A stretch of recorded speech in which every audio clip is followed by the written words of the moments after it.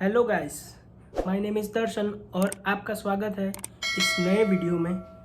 इस वीडियो में हम बात करने वाले हैं लिवरपूल के नई साइनिंग डार्विन न्यूनेस के बारे में।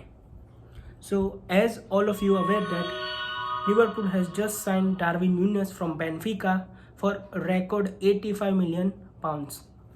इस 85 मिलियन पाउंड्स में से लिवरपूल 64 मिलियन अपफ्रंट पे करेगा और बाकी के बचे 21 मिलियन वो अपीयरेंस और उसके अचीवमेंट के तौर पर बोनसेस और एड-ऑन्स के तरह पे बेनफिका को दिए जाएंगे।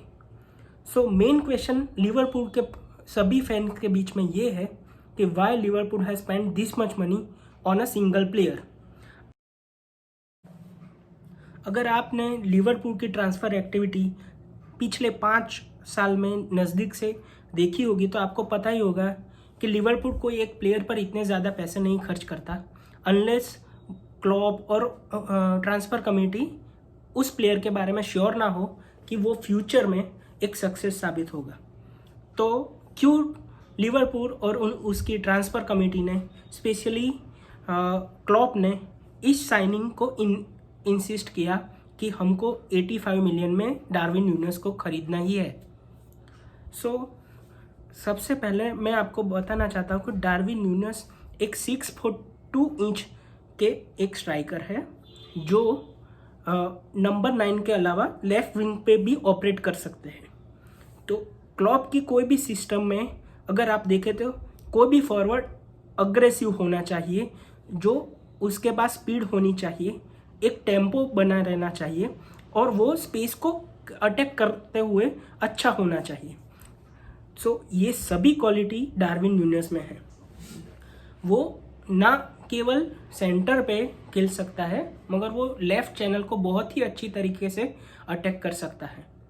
Best quality of Darwin newness is acceleration और स्पीड कह सकते हैं आप।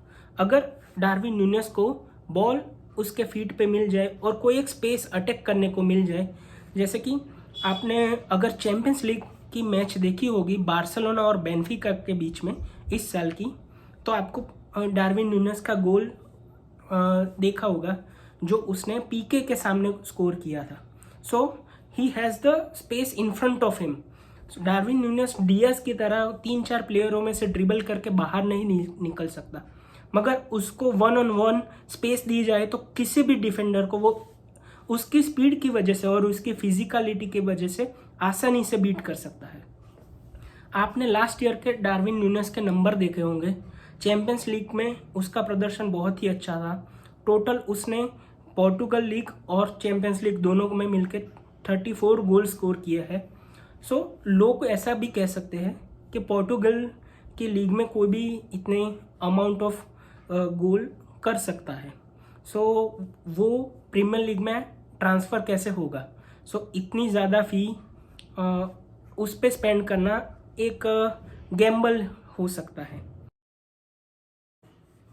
सो बेनफिका ने 2 साल पहले इन ईयर 2020 स्पेनिश साइड अल्मेरिया के पास से डार्विन न्यूनेस को खरीदा था 24 मिलियन यूरो में।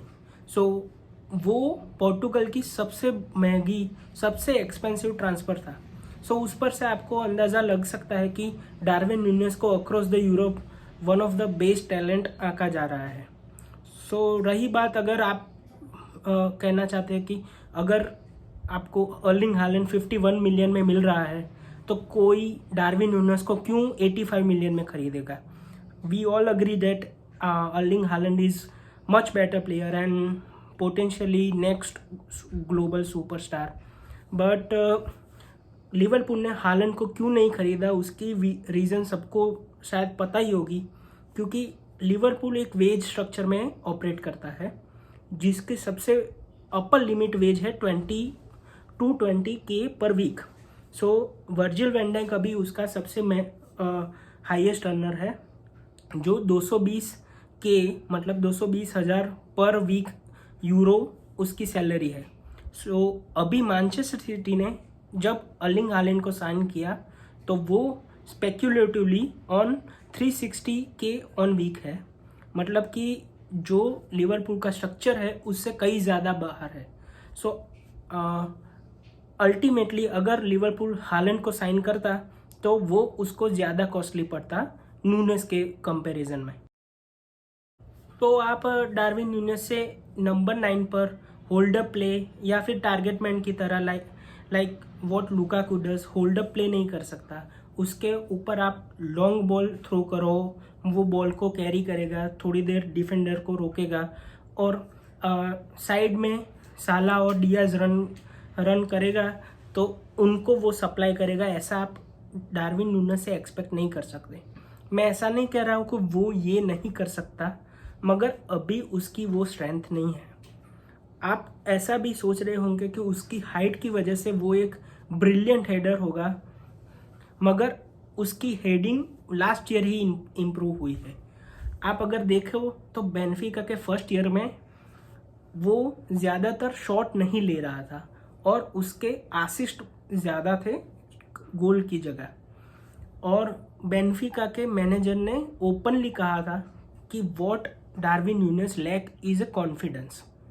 सो उसके बाद में सेकंड ईयर में उसको लेफ़्ट साइड पे सेकंड स्ट्राइकर की तरह यूज़ किया गया और आपने देखा कि 34 goals in all competition Darwin newness ने स्कोर किए। सो आप अगर कहना चाहो तो डार्विन न्यूनेस की बिगेस्ट स्ट्रेंथ है कि वो ओपन है कोई भी न्यू चैलेंज के लिए। अगर क्लॉप उसको कोई एक रोल देगा तो वो उसको सीखने के लिए ओपन है। वो नहीं ऐसा सोचता कि मैं सबसे बड़ी साइनिंग हूँ, मुझे कोई भी नई इन्फॉर्मेशन की कोई ज़रूरत नहीं है, मैं ऐसे ही खेलूँगा, मैं जैसे खेलता हूँ बाकी की टीम उसी तरह सेट हो। नहीं, उसका एटीट्यूड वैसा नहीं है। वो हर एक एनवायरनमेंट के लिए तैयार है। सो वो उसकी सबसे बड़ी स्ट्रेंथ है।